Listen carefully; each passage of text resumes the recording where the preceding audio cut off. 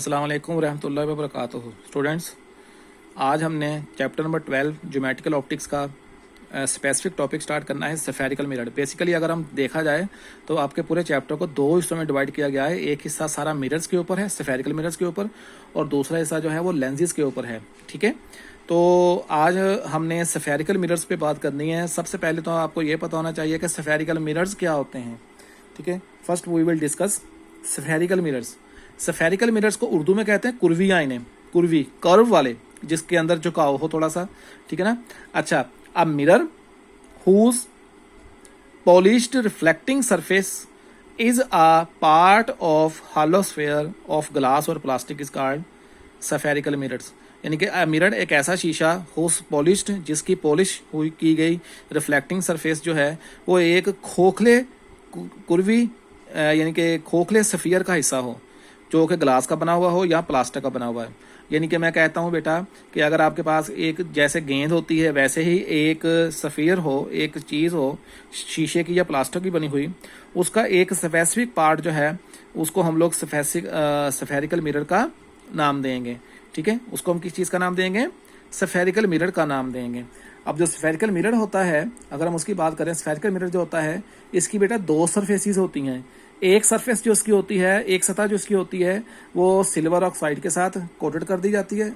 जो है वो टू सरफेस की बात कर रहा हूँ मैं। एक होती है जिसकी एक के ऊपर जो है वो लेयर चढ़ा दी जाती है सिल्वर की, followed by coating of lead oxide. आपने कभी अपना प्लेन मिरर देखा हो, जो आपका शीशा जो घरों में जिसमें आप अपना अक्स देखते होते हैं, उसके सामने वाली साइड जिसमें आप अक्स देखते होते हैं वो सिल्वर कोटेड होती है। लेकिन उसके पीछे आप देखें तो आपको ग्रे कलर है या ऑरेंज कलर है या कोई कलर का जो कोई रंग जो है वो बेटा जो होता है उसको हम लोग किस लिए पीछे कोटेड करते होते हैं? उसको पीछे कोट करने का मकसद ये होता है ताकि हमें अपना अक्स ठीक तरीके से नजर आए, ताकि वो जो शीशा है उसके अंदर जो हमारा इमेज बने वो ओपेक हो। ओपेक का मतलब क्या होता है? गैर शफाफ। गैर शफाफ का मतलब है कि जो टकरा के वापस आ जाए, जिसमें से रोशनी रिफ्लेक्ट हो। याद रखें, स्फेरिकल मिरर जो होती है उसमें हम जो लाज हम इस्तेमाल करते हैं वो रिफ्लेक्शंस के लाज इस्तेमाल करते हैं, क्योंकि ये ट्रांसपेरेंट नहीं होता है, इसके अंदर से रोशनी नहीं गुजर सकती, रोशनी टकरा के वापस आ जाती है, रिफ्लेक्ट होती है।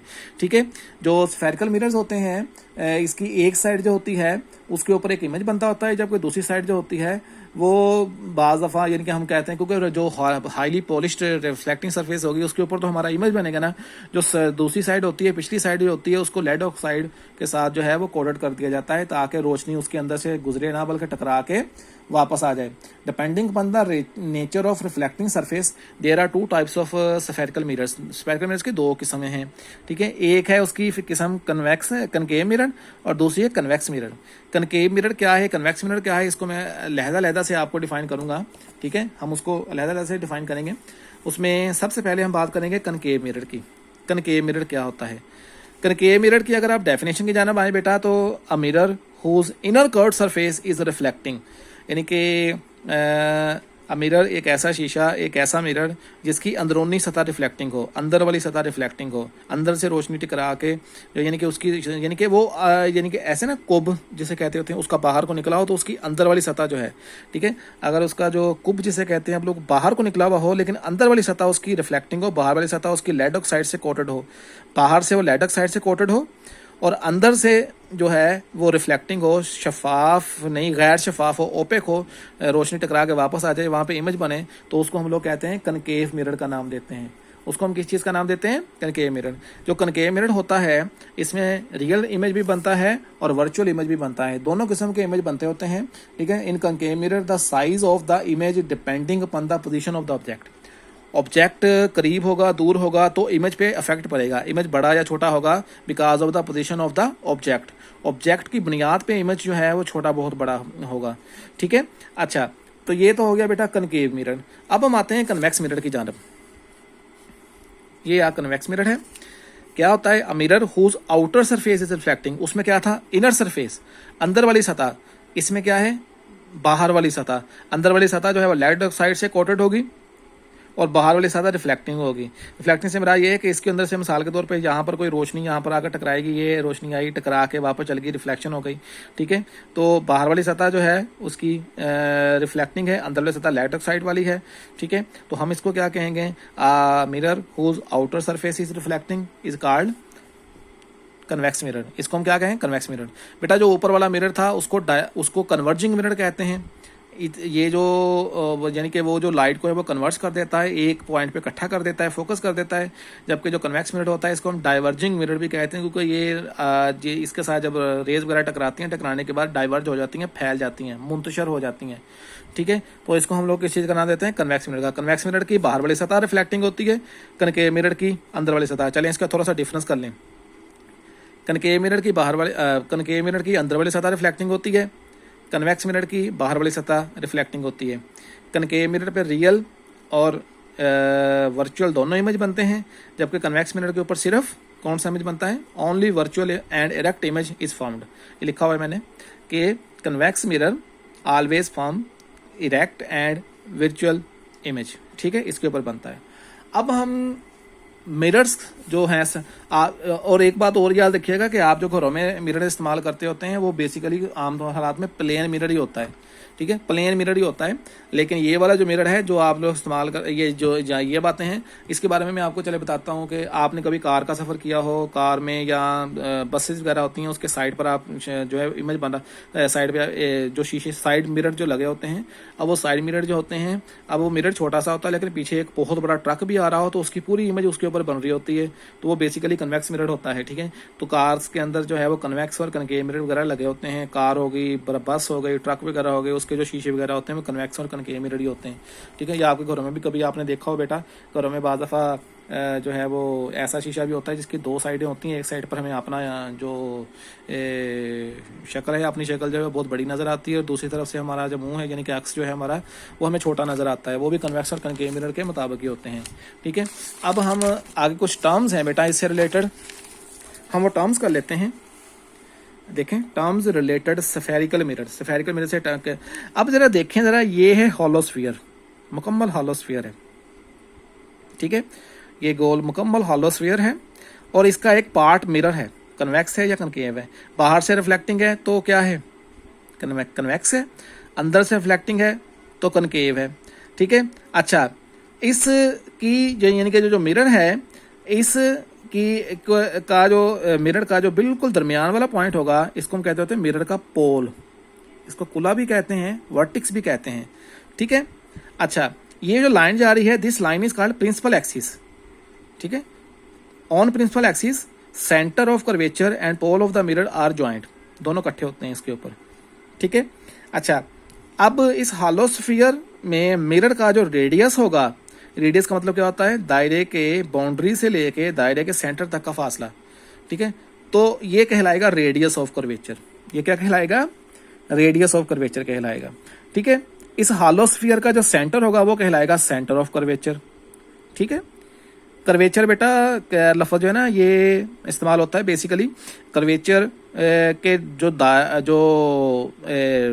क्या कहते थे इसको, मिरर जो है ये कितने डिग्री जो है वो कर्व्ड है, यानी कि इसकी कर्व्ड की जो सलाहियत है ना उसको हम कर्वेचर का नाम देते हैं।